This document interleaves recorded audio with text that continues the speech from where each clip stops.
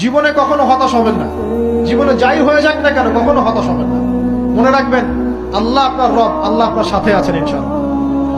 এই সমাজ আপনাকে যেভাবে শেখায়, কিভাবে শেখায়, এই যে স্কুল, কলেজ, ইউনিভার্সিটি, চাকরি, বিয়ে, সন্তান প্রতিপালন, আর তারপর ইন্না লিল্লাহি ওয়া ইন্না ইলাইহি রাজিউন, এই তো শেখায় নাকি? সবসময় মনে রাখবেন যে আল্লাহ রাব্বুল আলামিনের পরিকল্পনাই আপনার উপরে সবচেয়ে বেশি অগ্রাধিকার যোগ্য, সমাজের পরিকল্পনা নয়।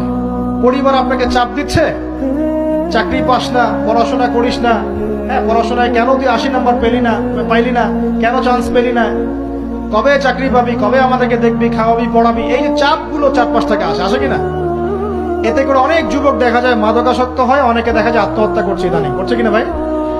এই শব্দটা থেকে আমি এই পয়েন্টটা আজকে লিখেছিলাম যে